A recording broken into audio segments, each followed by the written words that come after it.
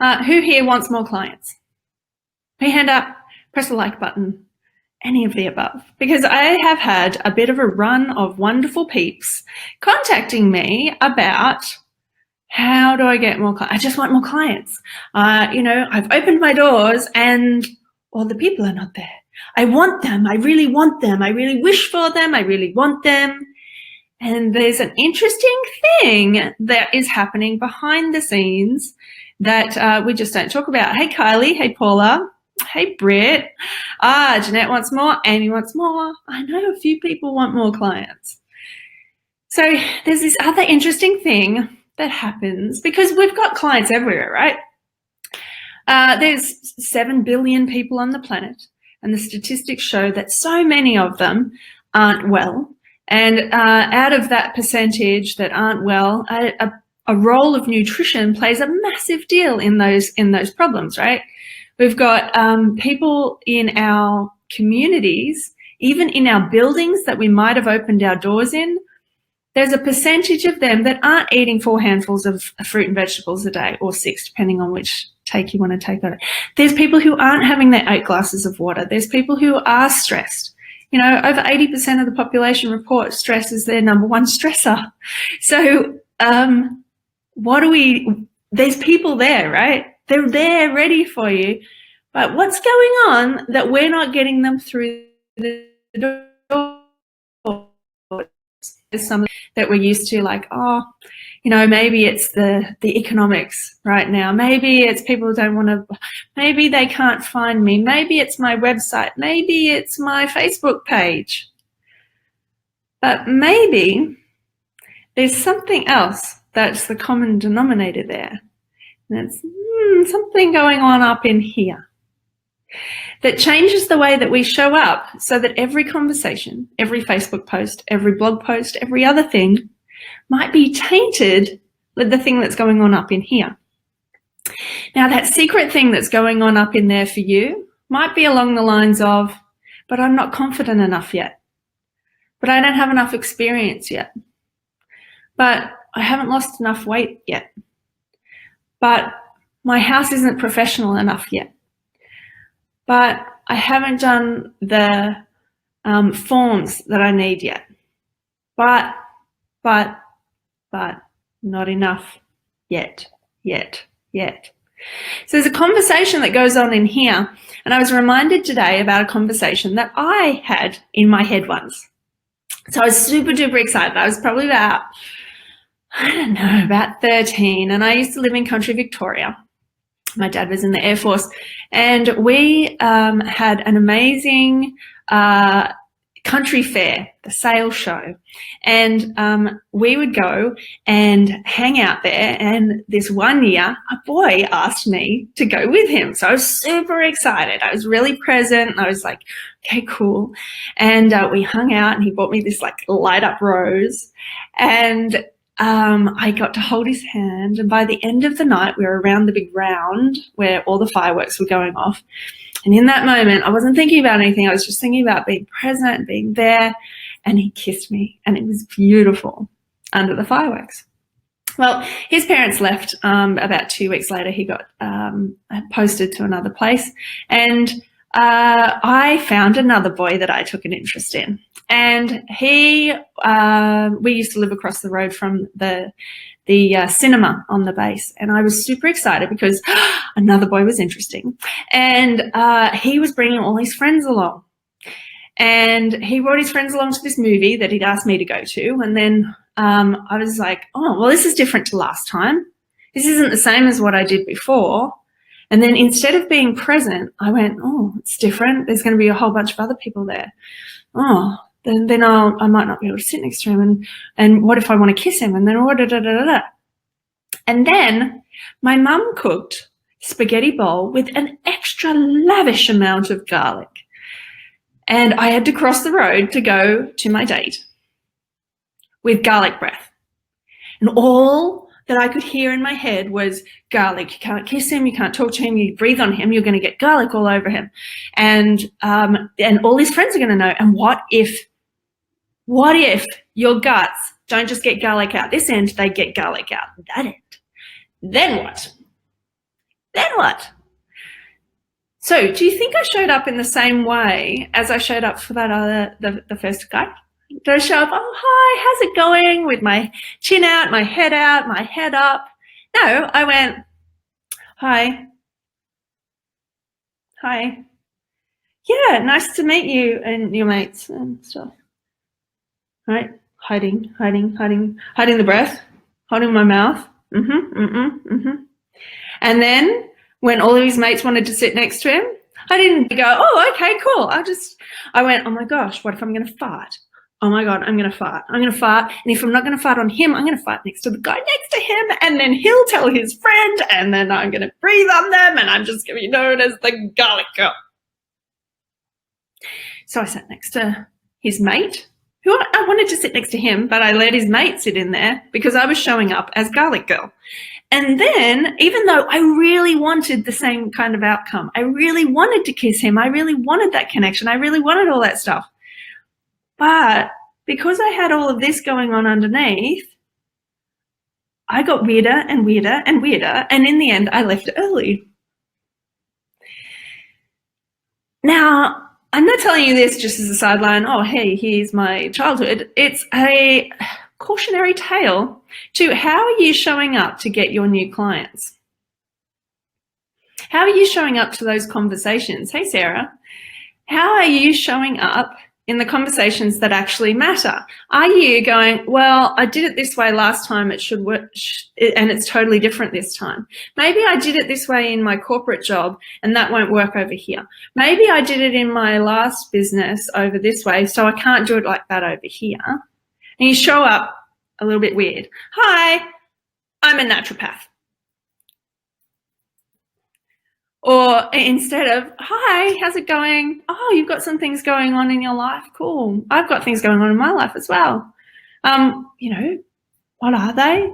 Can I help? I've actually just finished doing a whole bunch of study, like 3 years worth of study on that stuff. So if you needed any hints or tips, I'm happy to give you an idea about what would be able to help. Oh, and I wrote a blog post about that thing, but that's okay. That's an entirely different conversation to, hey, I'm a naturopath, isn't it? And you get weirder and weirder and weirder, and we go, oh, what's a naturopath? Oh, they're going to do that. Same thing happens. The energy of showing up with your face, what you say, how that comes out, even your small mannerisms, they change depending on what's going on in here. And the beauty of that is it doesn't just happen when you do it in person. It also happens when you're typing it out on Instagram or on Facebook, or when you're typing it out in a blog post or a newsletter. There's a different way of showing up that can hamper, that can stand in the way of the conversation you really want to have with that person in front of you. And so if we're coming from a space of wanting to help, loving that person, caring about them, compassion, then generally we're there, present in that moment, just like I was with the first guy. If we're coming at it from everything that's going on in here as to why we're not enough, and it's not yet, and it's not now, and the big buts, then it's an entirely different conversation, isn't it? It's a different conversation on your Facebook page. It's different. You might even be hiding and not even putting something on your Facebook page.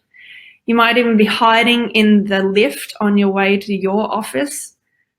You might not be talking to that person that could actually truly need your help. You might be hiding in the street and not putting a sign up out the front of your house, even though you have an at-home clinic. You might be not putting up your book now button or sharing it with anybody or even your friends on Facebook because of this story, rather than being in a space of being able to help and compassion. So my invitation to you guys is, where could you help? If we had 100 people around you in your community, and this is the thing, we all get tripped up working on our business, working on the social media, working on the website, working on the things. We sometimes lose sight that real people are around us. Real people are around us needing our help anyway. They're not necessarily going to see our Facebook page. They're not necessarily going to be on our Insta. They might be the person that you walk past in the street. They might be on your bus. They might be there when you pick up your child from childcare. They might be at the local library. They might be shopping in the same shopping centre as you. And when those feelings come up that are coming up now, you're going, I can't talk to all those people. Think about the statistics. You know, if there's 100 people in that shopping centre, the statistics are that a percentage of those have stress. Over 80% of those people are stressed. Who here knows how to help a person that's stressed? Knows one thing that will help a person that is stressed? Press the like button and show me that that's the case. Because nutritionists have plenty of things to be able to help people who are stressed. Naturopaths have plenty of things that help people that are stressed. And all the flow-on effects for that. You guys all know that stress plays a role in pregnancy. It also plays a role in hormones. It also plays a role in sleep. It also plays a role in even the simplest things of cramps and tics and behavioural changes in kids. So if that many people are there and have conditions that you can help with, how can you, without getting all up in your head, be in a space of helping them? Where are you practicing, actually? There's my next question. Where are you practicing? Are you in your home clinic? Are you in an office building? Are you running your own small business shop front? Are you in retail? You might not have even started yet. Where are you? I'm looking at the things. So I happen to know that a couple of you are at home. Who else is about? A couple of you are practicing from offices. A couple of you are practicing from retail spaces. What else? You can type it in the comment section and we can talk about it if you like. Retail, Maria, beautiful. So how many people come into the store where you're practicing every day? There'll be a percentage of them that are stressed. And if it's a retail as in a health food shop, then a percentage of them are already looking for something to help. And if you're able to express how much you would love to share with them for their particular condition, and then create an invitation to them, and do it from a place of just being present in the moment, same as I did with the first guy in my story, being present in that moment and going, here's how I can help. Rather than, okay, I've been given the challenge and I have to talk to this person and they have to come and see me and I've got garlic breath. Putting that to the side and being there in a space of help. Okay, there is something I can help you with. Kim's from home. So home generally isn't a place that you are isolated from a whole bunch of people. If you're practicing from a home clinic, generally you're in a suburb, and that suburb will have a park, or that suburb will have a library, or that suburb will have a shopping centre or a community notice board. Are you there in front of people letting them know what you can help with? Have you got a little flyer there that allows you to be able to help them? If you are somebody who helps families, have you been to the local school and asked the question? Simply ask the question, can I pop an advert in the newsletter? Would I be able to pop this on the notice board here in the office? Allowing people, because there are so many people out there, a percentage of them need your help. They're just sitting there waiting to hear that, oh, my thing's from probably not eating the right foods. Oh, that sleep issue I've had for such a long time could actually be helped by a naturopath. Wow.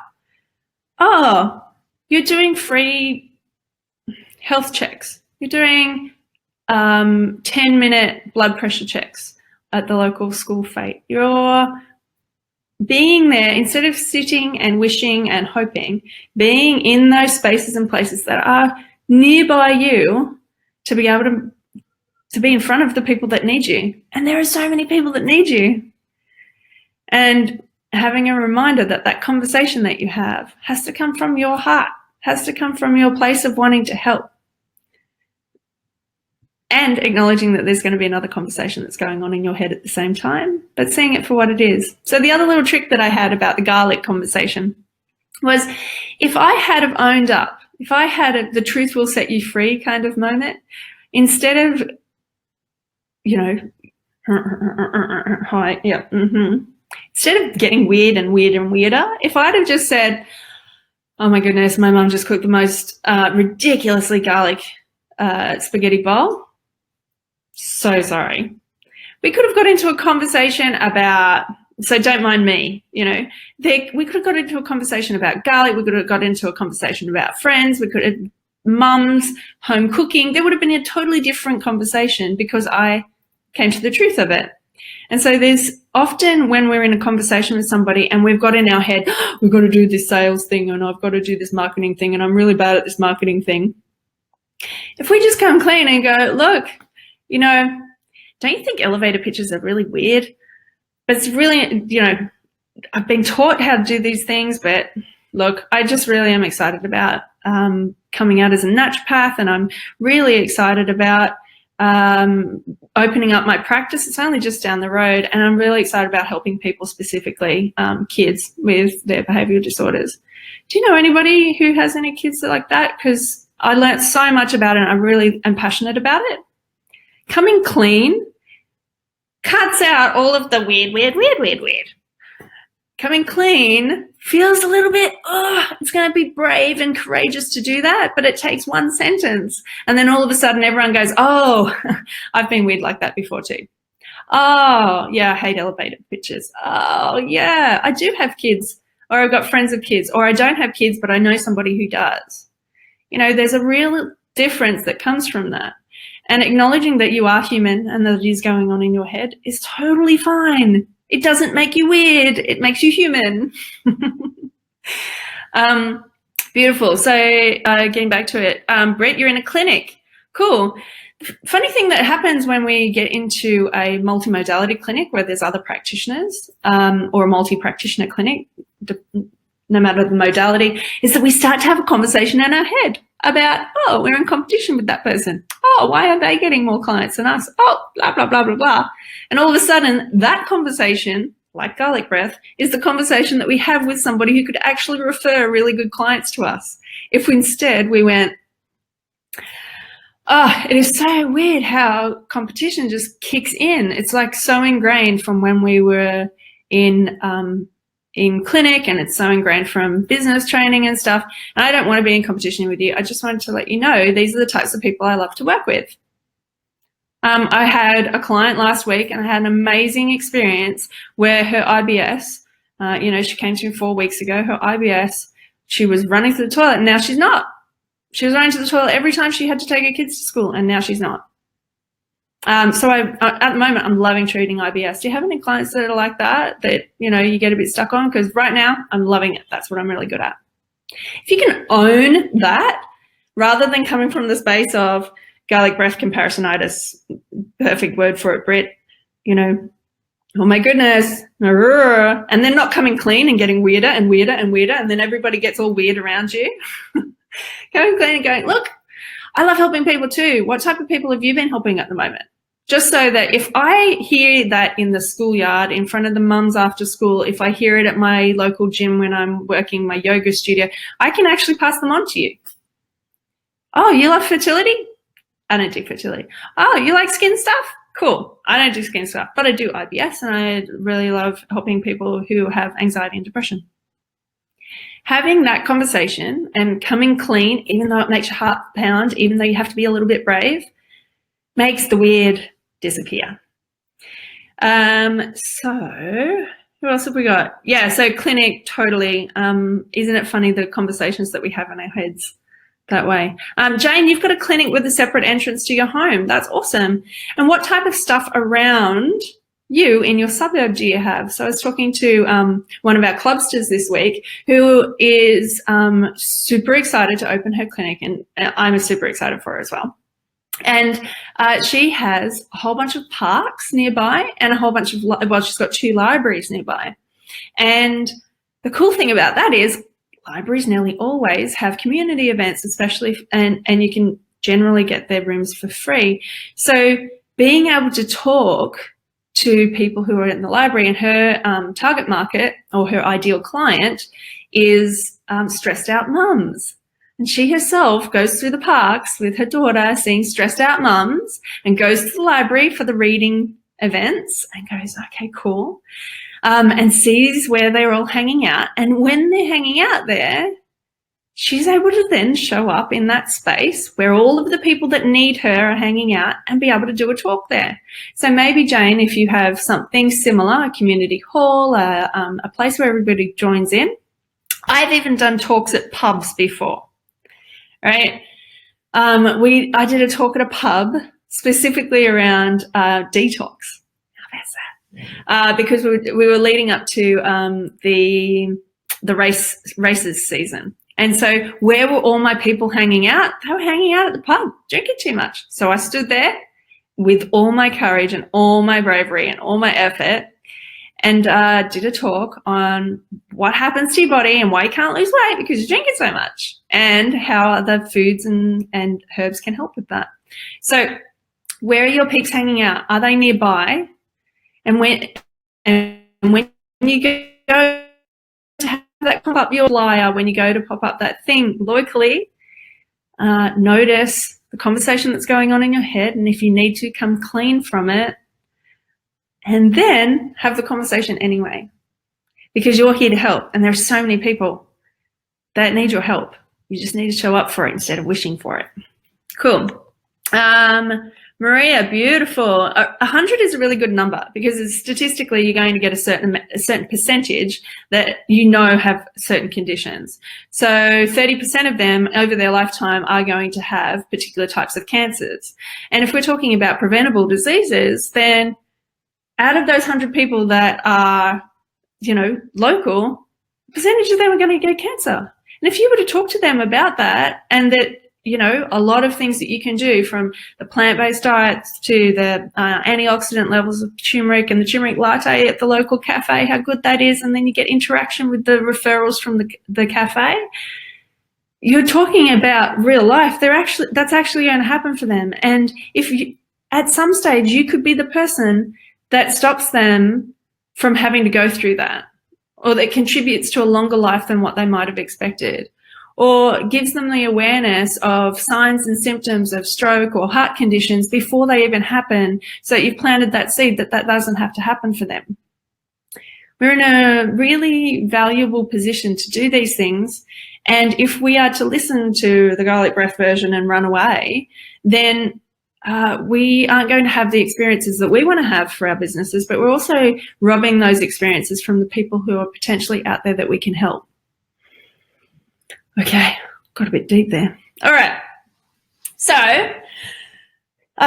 in conclusion, I wanted it to be a nice little quick one today because it's really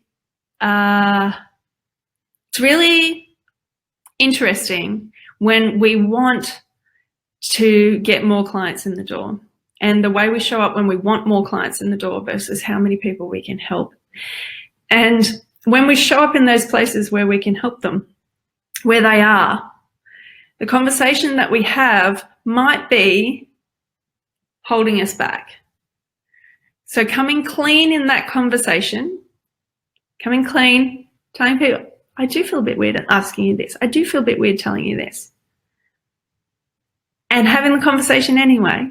And then coming from a space of wanting to help, compassion, love, care, that there is a potential for this person is going to have an issue that you could help with, and then inviting them to come and have that conversation with you is the way to get clients.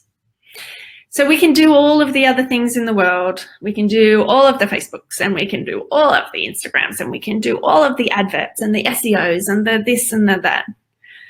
But essentially, it's one conversation at a time, and how you show up to that conversation and your being in that conversation is one of the most important things to build your business and your practice. And not only that, to be a practitioner, to practice.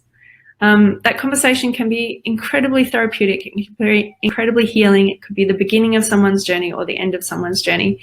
But it's really powerful, and sometimes the wishing for more clients gets in the way. And so does this talk in our heads gets in the way of us just standing there in front of another human being and offering our gifts and our talents and our knowledge to be able to help them. So hopefully this has been a little inspiring to you. And just like all my videos, I want to make sure that you take an actionable step. If you have put your hand up as somebody who wants more clients, I want you to take the actionable step of having the conversation that you probably tried to avoid this week. Maybe your hairdresser said, "Oh, you're a naturopath? What do you do?" And you went, And she said, "Hey, do you want to leave some business cards here?" And you haven't gone back and done it. Go and do that. You don't know where that business card's going to end up. You don't know what percentage of the 100 people that she sees in a day is going to pick that one up that is going to actually help them. If you are in an office building, go and hand out 100 of your business cards or flyers and invite them to come and see you. If you are at your home-based clinic, try and find somewhere where all of your community happens to hang out and be brave enough to invite them so that you can help them.